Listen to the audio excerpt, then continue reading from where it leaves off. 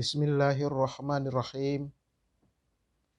Assalamualaikum warahmatullahi wabarakatuh. Alhamdulillahi rabbil alamin. Wabihi nasta'inu ala umurid dunya waddin. Wassalatu wassalamu ala ashrafil anbiya'i wal mursalin. Nabiyyina Muhammadin wa ala alihi wa sahbihi ajma'in. Amma ba'd. Pertama dan paling utama, tiada kata yang pantas untuk senantiasa kita ungkapkan kecuali puji dan syukur. Alhamdulillah kehadirat Allah subhanahu wa ta'ala.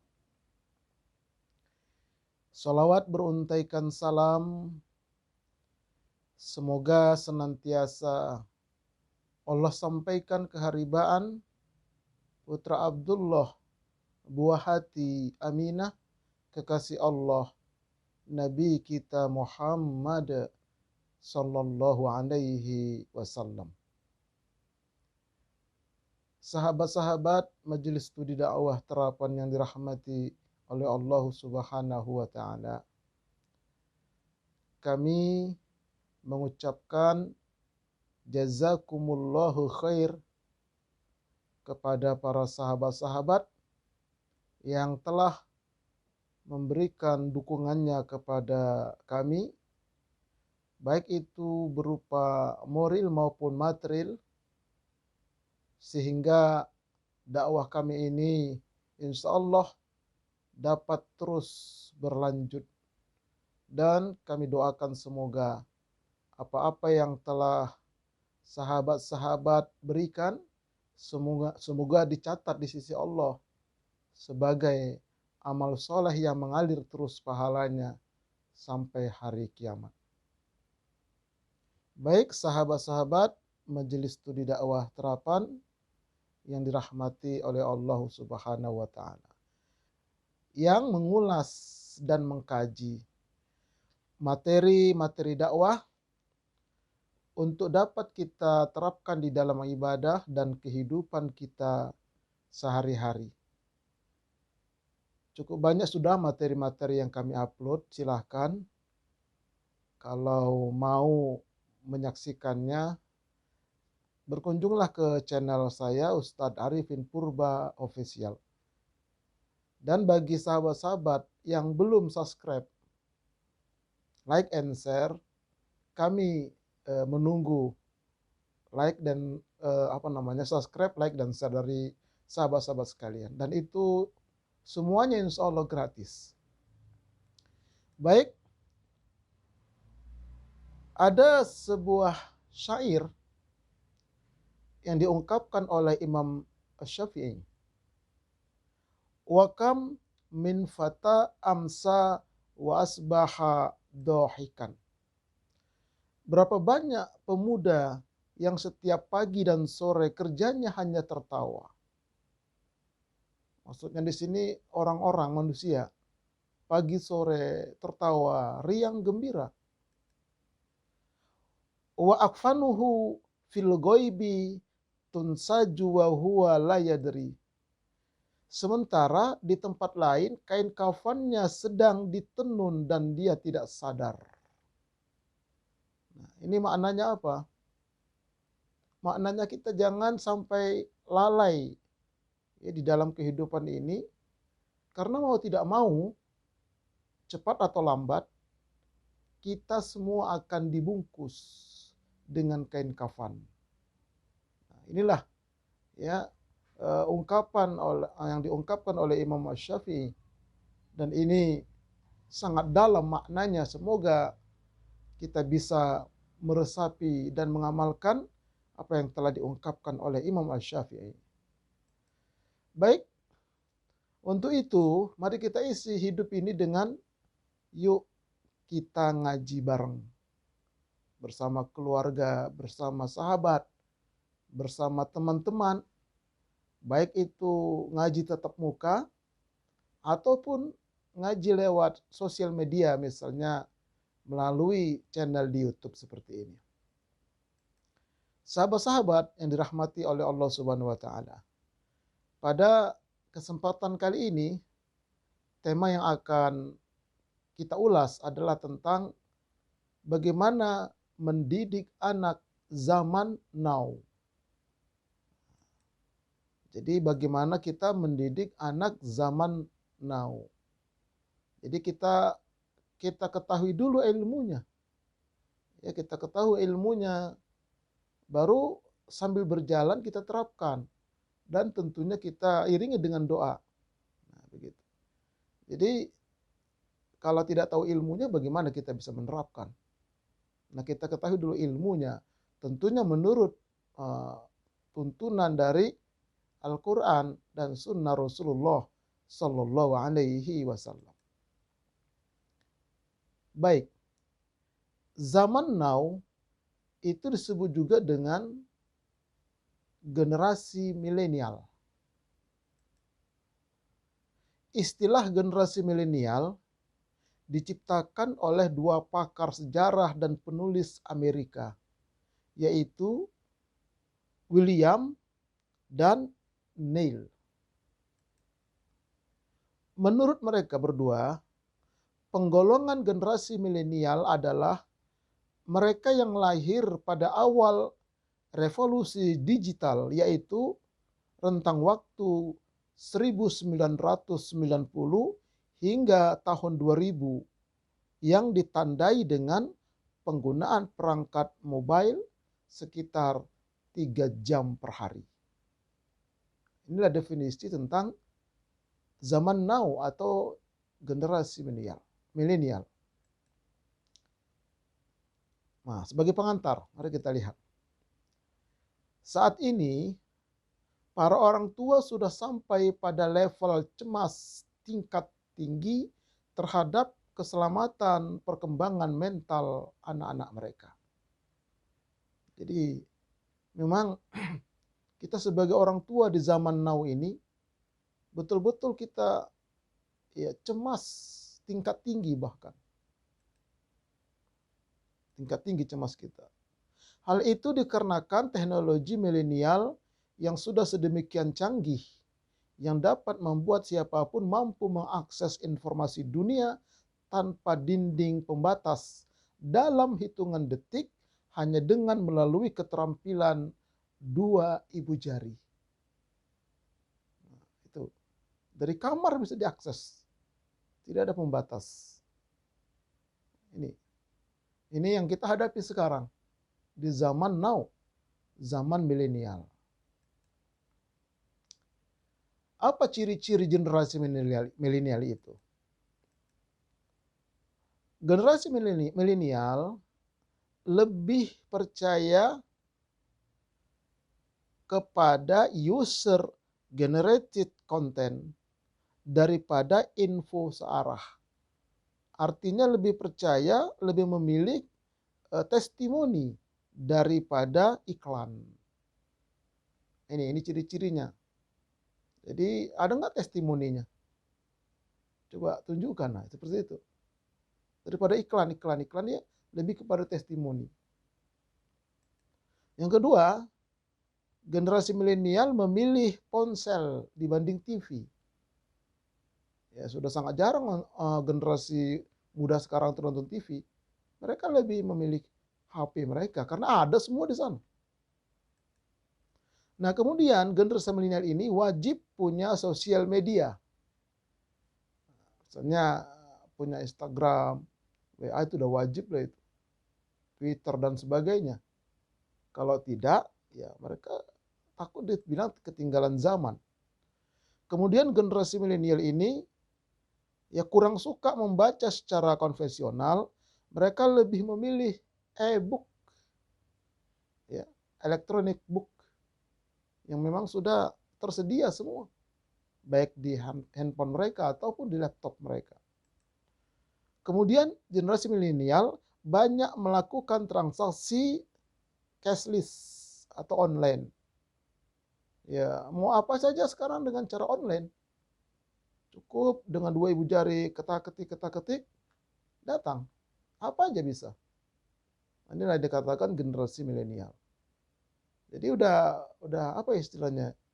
Mager. Apa itu mager? Malas gerak. Ya, semuanya sudah bisa dipesan dari kamar bahkan. Nah, kemudian gadget bagaikan tabung oksigen yang harus dibawa kemana-mana. Ya, kalau berangkat kelupaan membawa HP itu sudah bingung. Ya, bahkan tidak hanya anak-anak muda, orang tua pun bisa begitu. Sebab ya di sana ada informasi, ada nomor-nomor yang harus berkomunikasi. Ya. Jadi jangan sampai ketinggalan karena ini sudah ibarat tabung oksigen yang memang harus mau tidak mau.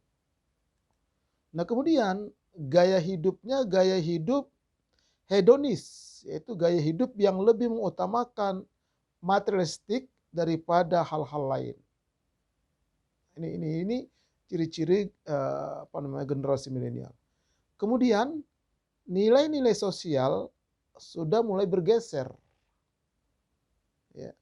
Jadi sudah lebih kepada individual. Harus punya role model atau idola. Yang tidak punya idola maka dianggap kurang gaul. Itu sebagian itu generasi milenial. Ya. Sudahlah kehidupannya individual. Bahkan kalau misalnya di halte atau di stasiun, duduk itu beberapa orang. Itu tidak ada tegur sapa. Tidak ada tegur sapa. Karena masing-masing khusuk. Ya, dengan handphone yang ada di tangannya masing-masing. Ya bahkan dalam satu rumah tangga juga tidak menutup kemungkinan. Ini yang terjadi di zaman kita ini, zaman now. Nah, kemudian pola hidupnya pola hidup bebas. Ya. Tidak peduli dengan aturan-aturan lagi, sudah. Bebas dia. Ini yang terjadi zaman kita sekarang ini. Nah, seiring dengan hal itulah para orang tua dituntut untuk memberikan perhatian ekstra terhadap anak-anak mereka. Keadaan seperti itu ya mau tidak mau kita harus mempunyai perhatian yang ekstra, yang sungguh-sungguh, ya, yang betul-betul serius. Karena kalau tidak, maka anak-anak kita atau bahkan bisa juga kita akan tersisih, akan tertinggal, atau bahkan tergilas oleh keadaan tersebut. Nah ini, jadi kita harus betul-betul ekstra di sini. Ekstra hati-hati, ekstra waspada, dan seterusnya. Kalau tidak, ya itu tadi. Kita akan digilas kita dengan keadaan tersebut. Atau bahkan kita tertinggal jauh. Ini sahabat-sahabat sekalian. Nah oleh karenanya, peran orang tua dalam membentuk generasi muslim milenial ini yang harus kita tekankan. Ya, tentunya diawali oleh kedua orang tuanya lebih dahulu. Bagaimana bisa kita membentuk kalau kita sendiri belum terbentuk? Jadi sama-sama kita belajar insya Allah. Oleh karenanya disebutkan dalam sebuah hadis. Mari kita baca hadisnya untuk mengambil barokah ya. Jadi kita mengkaji itu, baca Al-Quran, baca hadis, untuk mengambil berkahnya. An Abdillahi qala an-nabiy sallallahu alaihi wasallam, kullukum ra'in wa kullukum mas'ulun an fal imamu ra'in wa huwa mas'ulun wal rajulu ra'in ala ahlihi wa huwa mas'ulun wal mar'atu ra'iyatun ala baiti zawjiha wa hiya mas'ulatun wal abdu ra'in ala mali sayyidihi wa huwa mas'ulun ala fa kullukum ra'in wa kullukum mas'ulun.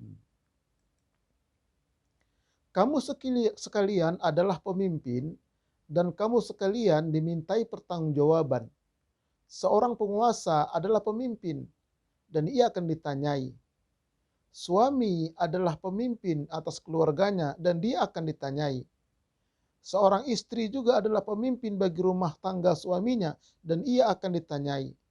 Seorang hamba adalah pemimpin atas harta tuannya dan dia akan ditanyai. Ingatlah setiap kamu adalah pemimpin dan setiap kamu akan ditanyai. Ini hadis riwayat Imam Bukhari. Juga riwayat lain dengan redaksi yang agak berbeda sedikit. Tapi intinya sama. Nah, jadi semua kita ini adalah pemimpin. Ya. Nah, dalam hal ini kedua orang tua adalah pemimpin atas keluarganya. Baik. Juga Allah mengingatkan di dalam Al-Quran. Apa kata Allah? Bismillahirrahmanirrahim.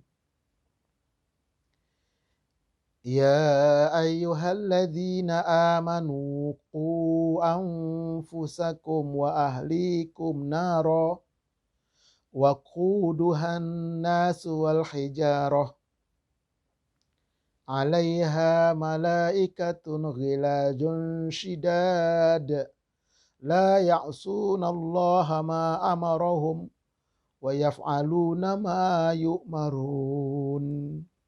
Artinya, hai orang-orang yang beriman, peliharalah dirimu dan keluargamu dari api neraka yang bahan bakarnya adalah manusia dan batu. Penjaganya malaikat-malaikat yang kasar, yang keras, dan tidak mendurhakai Allah terhadap apa yang diperintahkannya kepada mereka, dan selalu mengerjakan apa yang diperintahkan.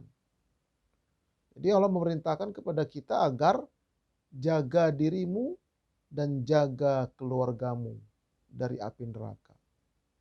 Nah, ini jadi kita adalah pemimpin, nanti kita akan dimintai pertanggungjawaban atas apa yang kita mimpin. Ya, ketua orang tua pemimpin bagi keluarganya, anak-anaknya terutama.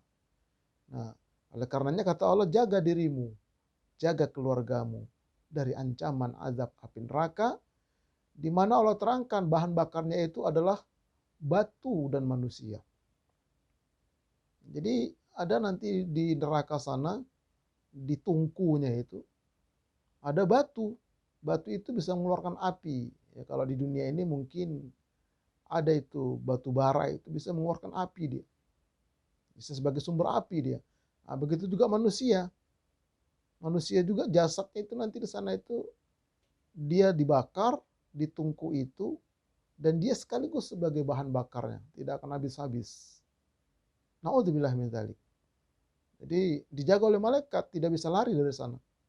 Dan malaikat itu tidak bisa disogok, tidak bisa. Dia akan tetap taat kepada perintah Allah. Nah, oleh karena itu jaga diri kalian, kata Allah. Baik. Nah, bagaimana langkah-langkahnya? Yang pertama, sebagai orang tua, kita harus menyadari tentang kedudukan anak di dalam Islam. Anak itu sebagai apa sih? Pertama, anak itu adalah ujian. Ini Allah berfirman di dalam Al-Quranul Karim. Bismillahirrahmanirrahim.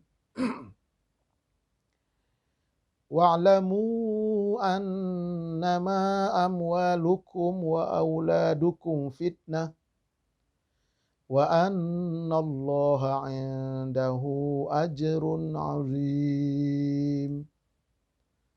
Dan ketahuilah bahwasannya hartamu dan anak-anakmu itu hanyalah sebagai ujian.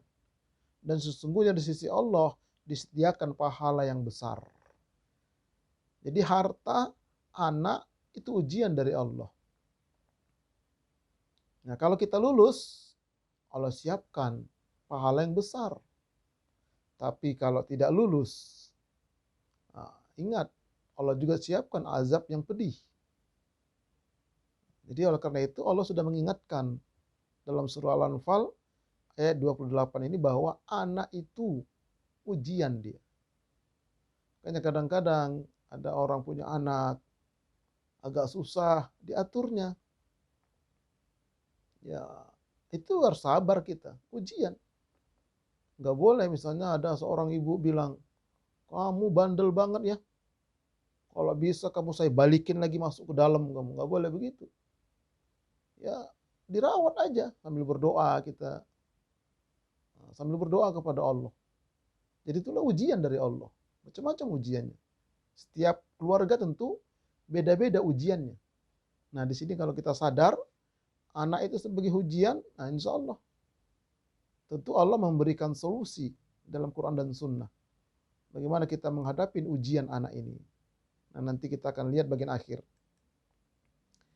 Yang kedua, anak itu kata Allah sebagai perhiasan kehidupan dunia.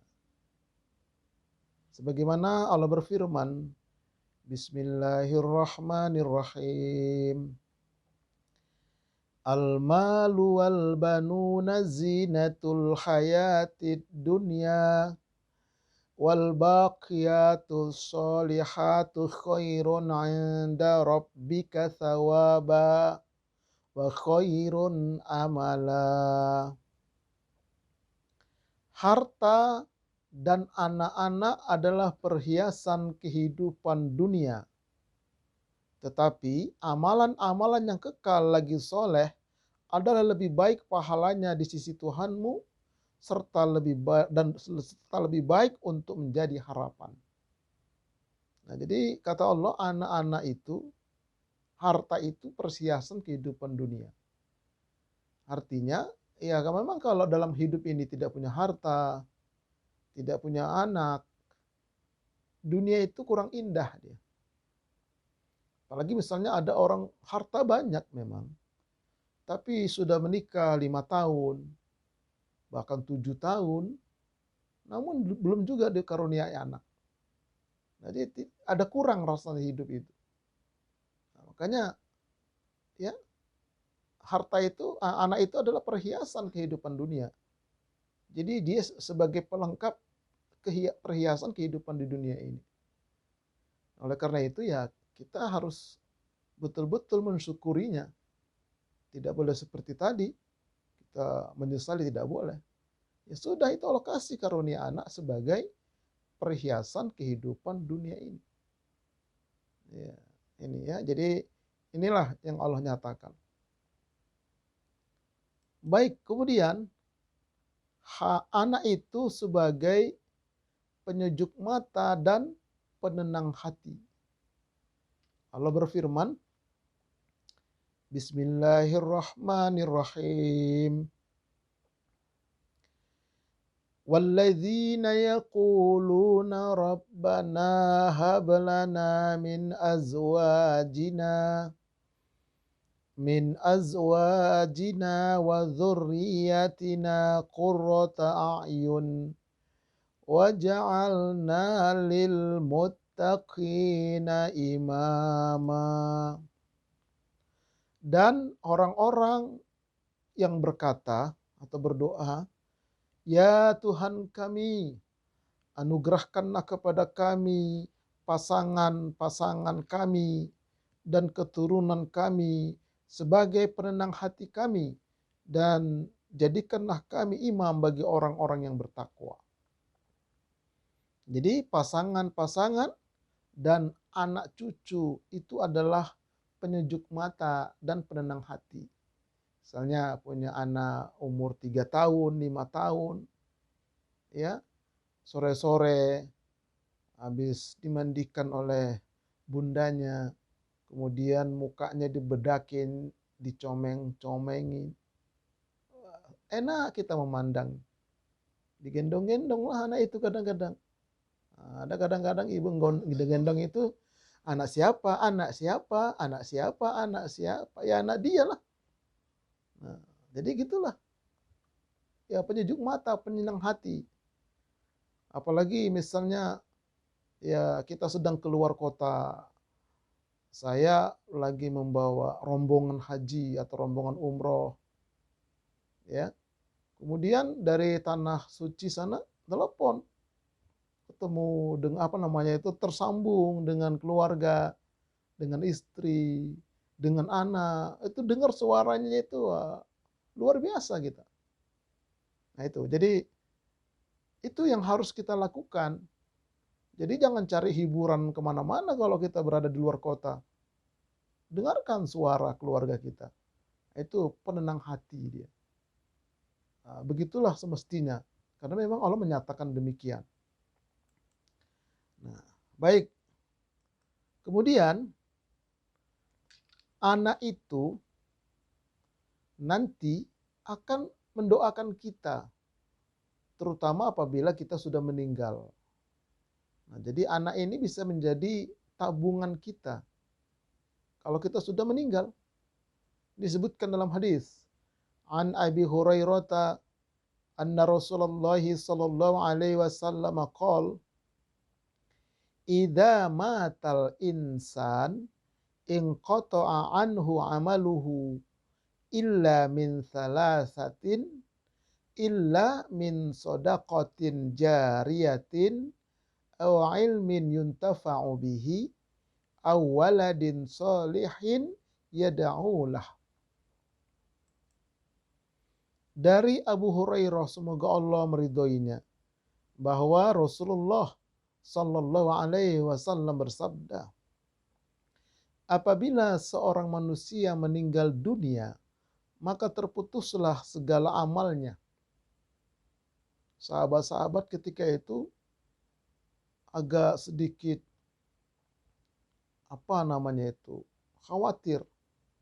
Bagaimana orang tua kita baru saja masuk Islam, begitu meninggal terputus, tidak ada lagi kesempatan untuk menambahkan amal mereka.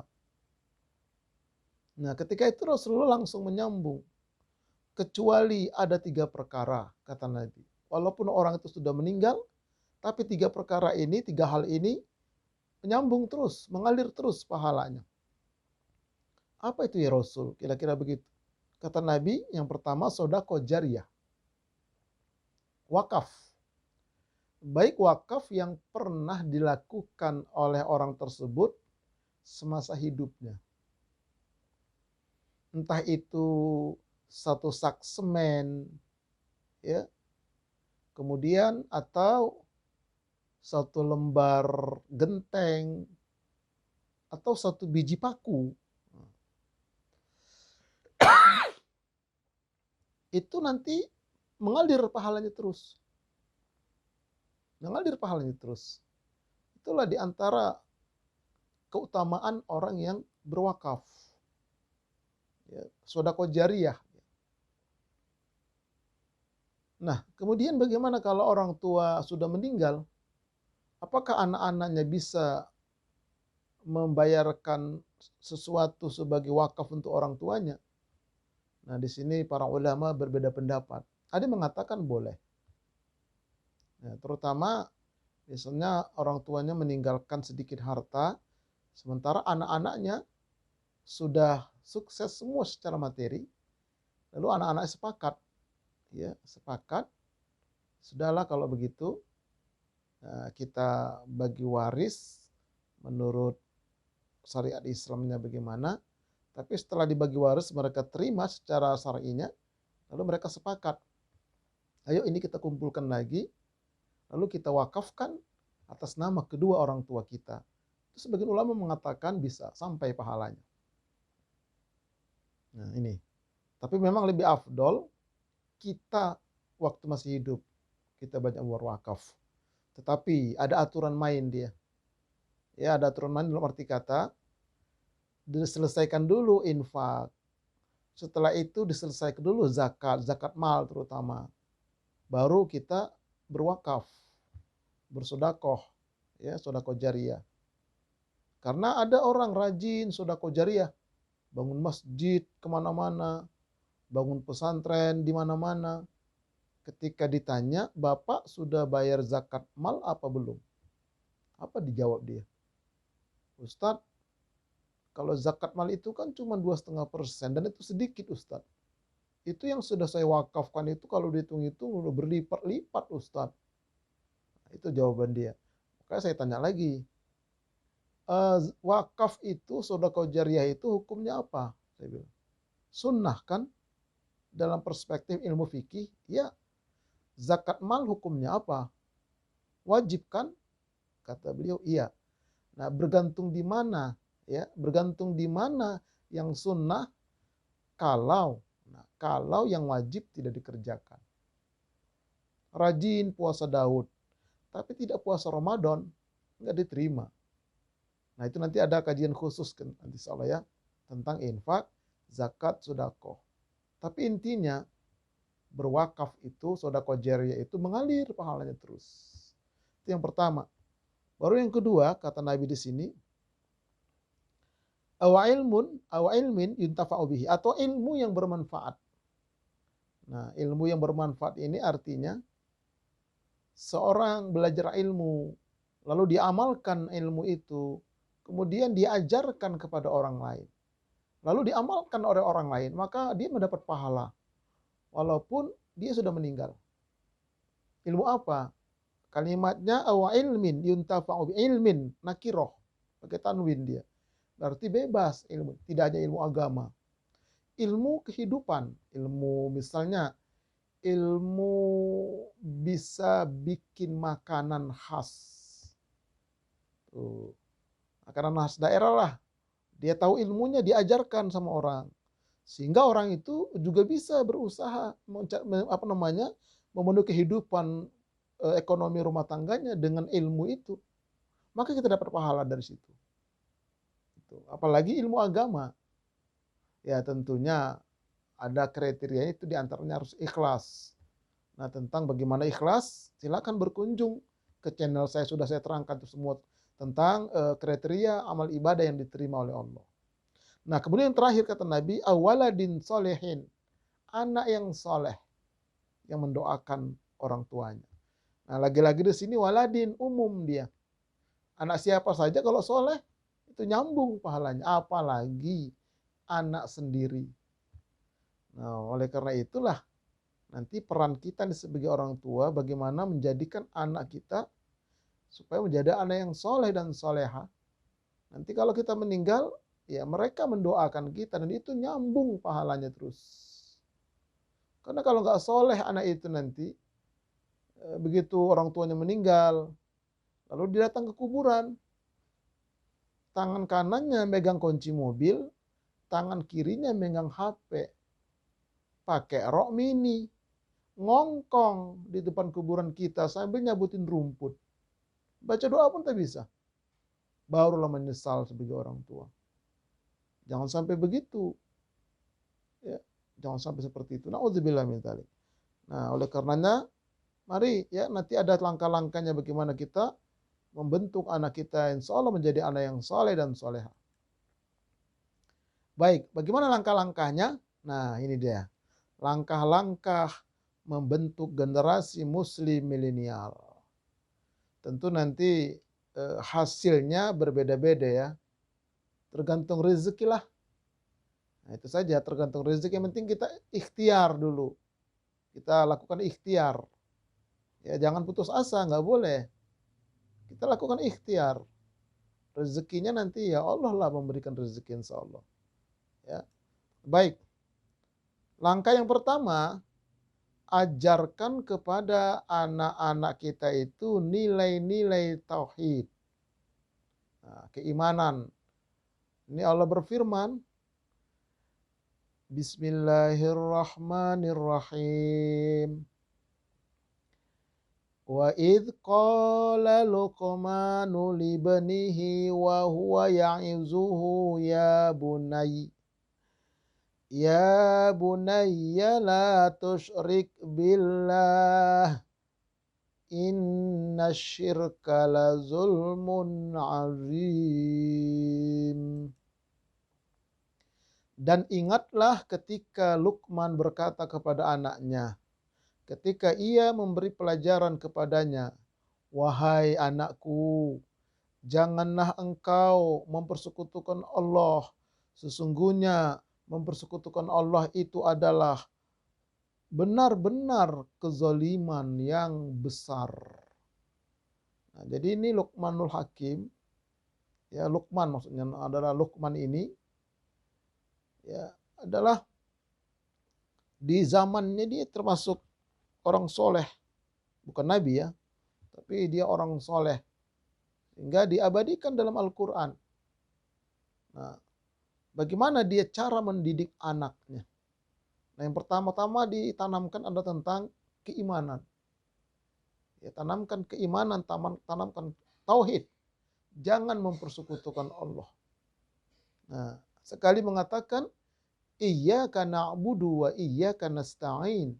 Hanya kepada Engkau kami menyembah ya Rabb, dan hanya kepada Engkau kami minta tolong. Itu namanya bertauhid. Menyembahnya kepada Allah, minta tolongnya pun kepada Allah. Tuh. Sementara orang syirik, musyrik, menyembahnya kepada Allah, minta tolongnya kepada selain Allah. Na'budu kepada Allah, tapi nasta'in, nah maaf ini ada yang ke Gunung Kawi, ke Gunung Sindur, atau ke Gunung Sahari, atau mungkin ke Gunung Sumbaya dia. Nah, ini nggak boleh. Na'budu, tapi dia sholat, dia puasa, dia umroh, dia haji. Tetapi ketika dagangannya ingin laris, nah itu dia pergi tadi, minta-minta macam-macam. Ini perbuatan syirik. Nah, jadi kepada anak-anak kita, ya jangan berlaku syirik kalian. Ya, bertauhidlah kepada Allah.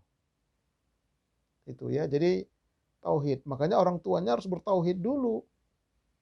Benar dulu orang tuanya. Baru ajarkan anak-anak kita juga tauhid yang benar. Nanti insya Allah secara detail nanti kapan-kapan kita akan terangkan lebih detail lagi insya Allah. Yang kedua, perintahkan anak-anak kita untuk menegakkan sholat dan pisahkan tempat tidur mereka. An Amri ibni Su'aib, an abihi, an jaddihi, qala Rasulullah sallallahu alaihi wasallam, muru auladakum bis salati wa hum abna'u sab'i sinin watribuhum 'alaiha wa hum abna'u 'ashrin wa farriqu bainahum fil madaji'. Suruhlah anak-anak kalian sholat ketika berumur 7 tahun. Dan kalau sudah berusia 10 tahun, meninggalkan sholat, maka pukullah ia. Dan pisahkanlah tempat tidurnya antara anak laki-laki dan anak perempuan. Kalau sudah berumur 10 tahun. Nah ini, jadi ini kewajiban orang tua, menyuruh anak sholat. Tapi orang tuanya pun sholat. Ini ada sebagian, ayo sholat. Bapak nggak sholat katanya. Itu jadi nggak benar. Jadi bapaknya sholat, ibunya sholat. Maka suruhlah anak-anak sholat. Baru benar. Kalau umur 10 tahun, nggak mau sholat juga, boleh dipukul. Dalam arti kata, pukul pendidikan. Bukan pukul pakai balok yang besar. Tidak boleh menyakitin tubuh manusia. Ya pukul dengan didikan. Sabet begitu, pakai gesper apa begitu. Artinya tegas. Kalau umur 10 tahun. Kalau tidak dilakukan, ya berdosa orang tua. Nah kemudian, jika sudah berumur 10 tahun, laki perempuan, pisah kamarnya, tempat tidurnya. Jangan satu kamar, jangan satu tempat tidur. Ustadz, kamarnya cuma itu, Ustadz. Ya udah, tempat tidurnya pisah. Jangan disatukan. Inilah ajaran Islam. Karena walaupun saudara, itu kalau disatukan, selalu disatukan, itu bahaya. Jadi manusia ini, ada pepatah dulu mengatakan, Allah bisa karena biasa. Itu. Tadinya nggak bisa, karena dibiasakan jadi bisa. Ini sifat manusia.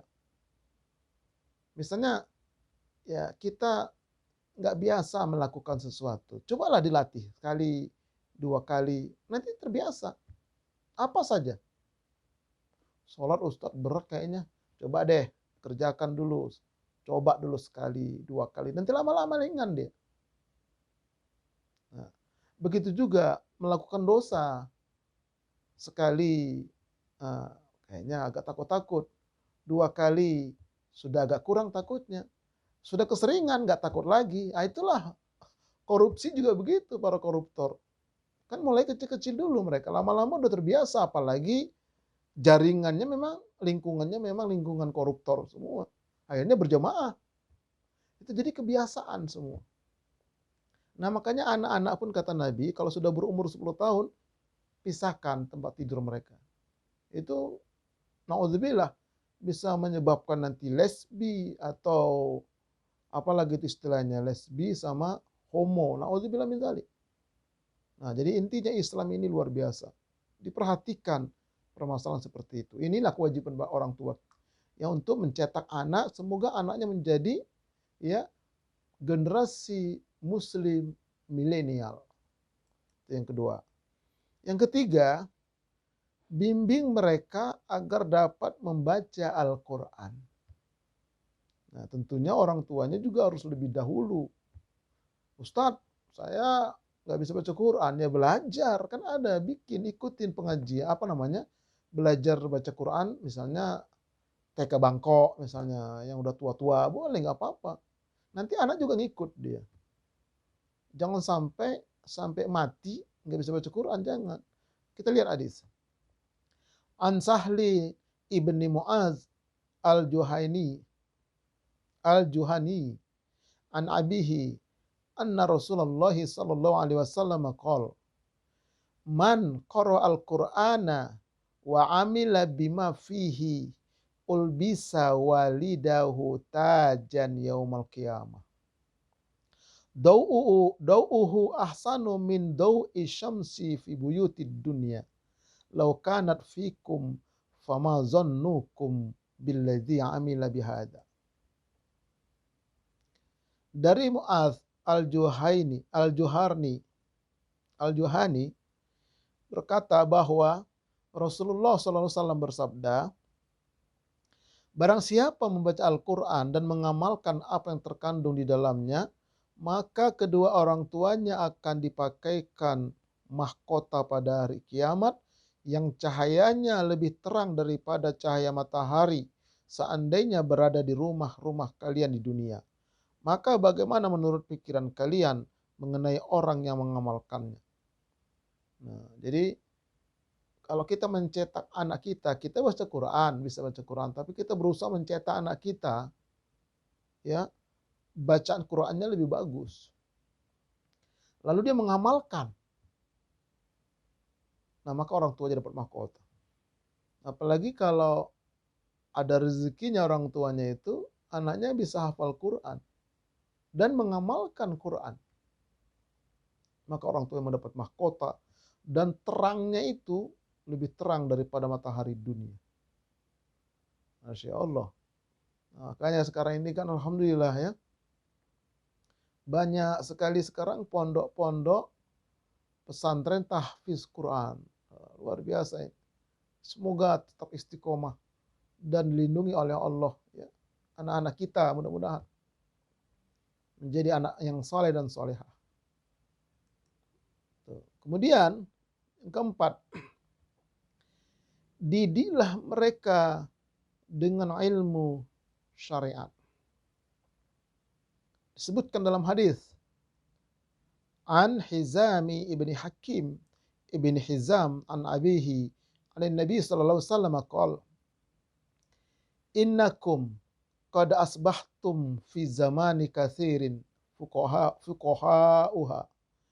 fuqaha'uhu qalilin khutba'uhu wa katsirin mu'tuhu qalilin su'aluhu al-amalu fihi khairun minal ilmi wa sayati zaman qalilun fuqaha'uha katsirun khutba'uhu katsirun su'aluhu qalilun mu'tuhu al-ilmu fihi khairun minal amal. Ini kata Nabi ya. Sesungguhnya kalian sekarang ini, kata Nabi, di zaman Nabi, benar-benar berada di sebuah zaman yang banyak orang-orang fakihnya, sedikit para penceramahnya, banyak para pemberinya, sedikit para pemintanya. Amal di masa ini lebih baik daripada ilmu. Akan tetapi datang sebuah zaman nanti di mana sedikit orang-orang fakihnya, yang banyak para penceramahnya, sedikit para pemberinya, yang banyak peminta-mintanya. Di masa itu ilmu lebih baik daripada amal. Ini hadis riwayat Imam Tabrani. Jadi inilah yang kata Nabi, sebaik-baik zaman masa adalah masaku, kemudian masa setelahku, kemudian masa setelahku. Ya. Jadi masa Nabi, masa sahabat, masa tabi'in. Karena apa? Karena di masa Nabi, masa sahabat itu lebih banyak fuqaha. Fuqaha ini artinya orang yang betul-betul berilmu, ahli fikih, betul-betul ahli ilmu, ahli syariat. Ya. Sedikit penceramah. Karena beda.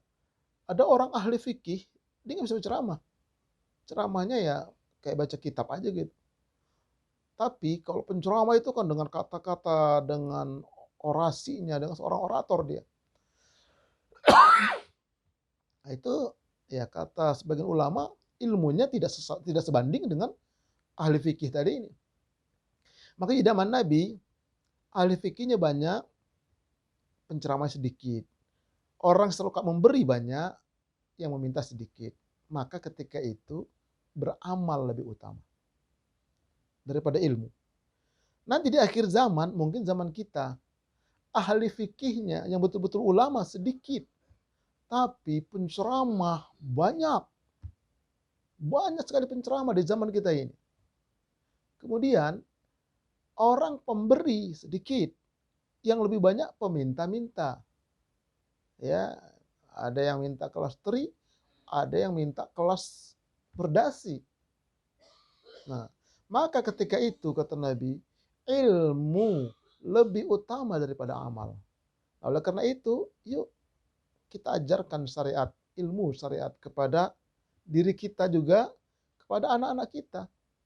Bisa offline atau bisa online, ngaji, ternyata ngaji. Belajar.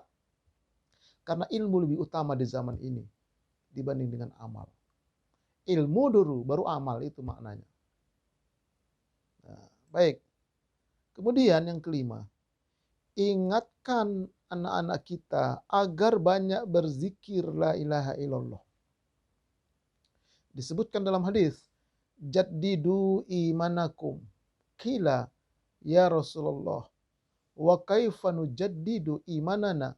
Qala aksiru min qawli la ilaha illallah. Perbaharuilah iman kalian. Ada yang bertanya, ya Rasulullah, bagaimana caranya kami memperbaharui iman kami? Nabi bersabda, perbanyaklah zikir la ilaha illallah. Nah, jadi kita juga mengamalkan ini. Lalu kita ingatkan kepada anak-anak kita, zikirna. Habis sholat misalnya, zikirlah la ilaha illallah 100 kali aja. Itu kalau kita zikir la ilaha illallah, la ilaha illallah 100 kali, paling 2 menit. 2 menit. Ya. Dan inilah kata Nabi, man kana akhiru kalamihi la ilaha illallah dakhulal jannah. Siapa yang akhir hayatnya bisa mengucapkan la ilaha illallah, dijamin surga. Nah, yang bisa mengucap itu siapa? Bagi mereka yang sudah menabung zikir ini di lisannya. Kalau dia jarang-jarang zikir la ilaha illallah, jangan harap ketika mau mati bisa mengucap. Karena dalam riwayat lain, orang itu mau mati yang dia ucapkan itu tergantung kebiasaan sehari-hari. Kalau dia biasa ngomel, begitu mau mati, mati dia. Tapi kalau dia biasa zikir la ilaha illallah, waktu mau mati dia bisa mengucap. Dan zikir la ilaha illallah ini tidak perlu bergerak bibir. Lidah yang bergerak. Makanya kalau orang mau mati itu kan lidah, di bibir nggak bisa bergerak. Tinggal lidah aja bergerak. Makanya coba praktikan juga.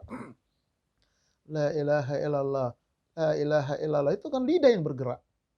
Bibir nggak bergerak. Inilah dahsyatnya syariat Islam. Nah tapi tadi zikir. Habis sholat 100. Ustadz kalau saya datang bulan bagaimana? Nah kalau datang bulan kan tidak sholat. Sudah duduk menghadap kiblat. Baca zikir la ilaha illallah.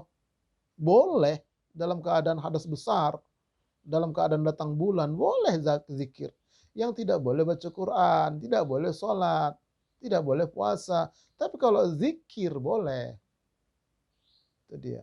Nah kemudian setelah zikir la ilaha illallah. Tambah lagi sholawat kepada Nabi.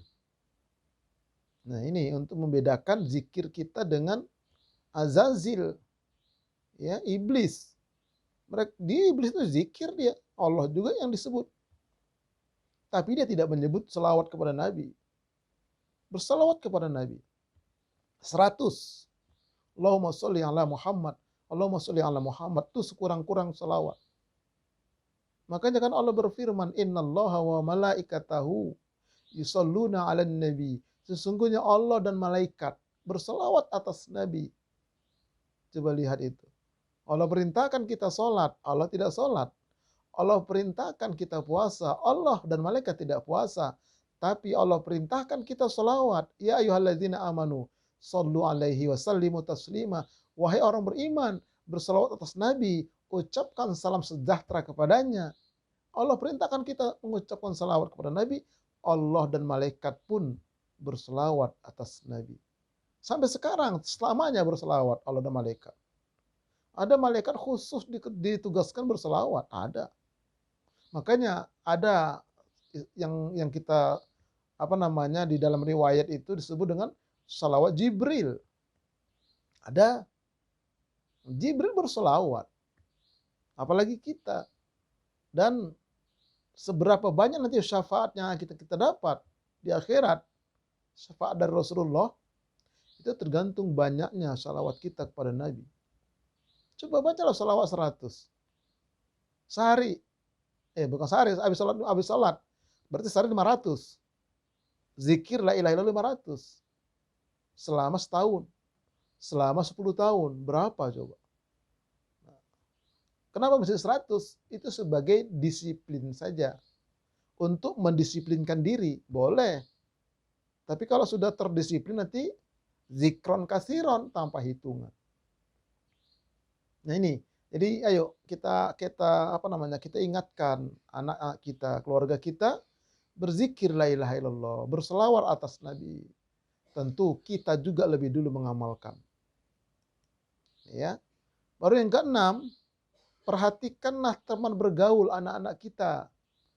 Kata Nabi, ar-rajulu ala dini khalilihi falyanzur ahadukum man yukhalil. Agama seseorang itu tergantung agama temannya, maka hendaklah kalian memperhatikan siapa temannya. Nah kita sebagai orang tua, kita harus perhatian anak kita ini bergaulnya kemana, siapa temannya, anak kita mau pergi kemana, ke tempat teman di mana, di sana. Cari tahu alamatnya, bukan dalam arti kata kita mencampuri urusan anak, bukan. Ya kalau nanti ada masalah apa, kan bisa kita menghubungin. Entah anak kita yang ada masalah, atau kita di rumah ada masalah, kan bisa ngasih tahu. Nah, jangan, ya kata anak, gak usah tanya-tanya lah, jangan. Ditanya lah, kemana nak, tempat siapa, nah, boleh diantar enggak, atau dijemput, atau bagaimana. Untuk sekedar itu aja boleh. Atau kalau memang dia bergaulnya dengan yang tidak baik, diingatkan. Kenapa? Karena kata Nabi, agama seseorang itu tergantung teman bergaulnya. Kalau dia bergaul dengan anak-anak yang suka narkoba, ya mau nggak mau nanti dia tertular dia. Jadi hati-hati. Makanya ada kata pepatah ya, kalau berteman dengan tukang minyak wangi, kita akan mendapat harum baunya. Tapi kalau berteman dengan pandai besi, ya kita akan terkena piceratan dari bunga apinya. Nah, tergantung teman kita. Nah, sampai-sampai ya agama jamaah itu tergantung agama ustadz yang menyampaikan tausiah. Ya, kalau ustadznya ini apa namanya, dia pemahamannya salah, sesat, ya mau tidak mau nanti jamaahnya pun akan tersesat. Makanya tidak boleh fanatik sama satu ustadz, tidak boleh. Tidak boleh fanatik kepada ustadz, tapi fanatiklah kepada apa yang disampaikan ustadz. Makanya Ali bin Abi Thalib kan mengingatkan, unzur ma qala wa la tanzur man qala. Lihatlah apa yang diucapkannya. Jangan lihat siapa yang mengucapkan. Nah, jadi hati-hati juga kita bergaul sama apa namanya, memilih ustadz. Mau diajak kemana kita dengan dakwahnya? Nah, kalau yang dia mengajak kepada kesesatan, mengajak kepada bangga dengan kelompok, ini kan bisa dikhawatirkan sesat nanti. Allah menyatakan demikian. Kullu hizbim bima ladaihim farihun. Masing-masing kelompok bangga dengan kelompoknya. Fadharhum fi gomrotihim hattahin. Maka biarkanlah mereka dalam kesesatan mereka sampai satu saat. Surah Al-Mu'minun ayat 52 sampai 54. Nah, jadi kalau kita diajak kepada kelompok, nah itu hati-hati. Bergaul dengan ustadz seperti itu, maka agama kita pun akan seperti itu. Di intinya, sebagai orang tua kita harus memperhatikan teman bergaul anak kita. Dan juga tentu teman bergaul kita. Nah, yang ketujuh, mendoakan anak-anak kita. Banyak doanya ya, diantaranya ini. Allah berfirman, Bismillahirrahmanirrahim. Rabbana hablana min azwajina wa dzurriyyatina qurrata a'yun waj'alna lil muttaqina imama. Artinya, ya Rabb kami, anugerahkanlah kepada kami pasangan-pasangan kami dan keturunan kami sebagai penyenang hati kami, dan jadikanlah kami pemimpin bagi orang-orang yang bertakwa. Nah, doa-doa yang lain juga boleh, atau pakai bahasa kita juga boleh, bahasa masing-masing. Ya Allah, jadikanlah anak-anak kami anak-anak yang soleh dan solehah. Jadikanlah keluarga kami keluarga yang beriman dan bertakwa kepadamu ya Rabb. Silakan dengan redaksi apa saja. Tapi kalau mau berdoa itu diawali dengan hamdalah dulu. Setelah itu salawat kepada Nabi. Nah, baru isi doa di tengah-tengah. Kemudian ditutup dengan salawat kepada Nabi. Dan terakhir dengan hamdalah. Nah, itu jadi intinya mendoakan. Nah, kemudian kita sampai di sini dulu lah. Wallahu a'lam bishawab. Dan hanya Allah yang maha mengetahui tentang yang sebenar-benarnya. Jadi apa yang benar yang saya sampaikan ini, itu semua atas anugerah Allah. Adapun kalau ada kesalahan kesana sini, itu karena kehilapan saya. Semoga Allah senantiasa menunjukin kita semua, dan semoga Allah menjadikan anak-anak kita menjadi anak yang soleh dan solehah. Tentunya kita sebagai orang tua juga mudah-mudahan dibimbing oleh Allah menjadi hamba-hamba Allah yang soleh dan solehah. Ini saja yang dapat saya sampaikan pada pertemuan kita kali ini. Insya Allah sampai jumpa kembali dalam tema yang lain tentunya. Mari sama-sama kita tutup dengan doa kafaratul majlis. Subhanakallahumma wa bihamdika asyhadu an la ilaha illa anta astaghfiruka wa atubu ilaik. Assalamualaikum warahmatullahi wabarakatuh.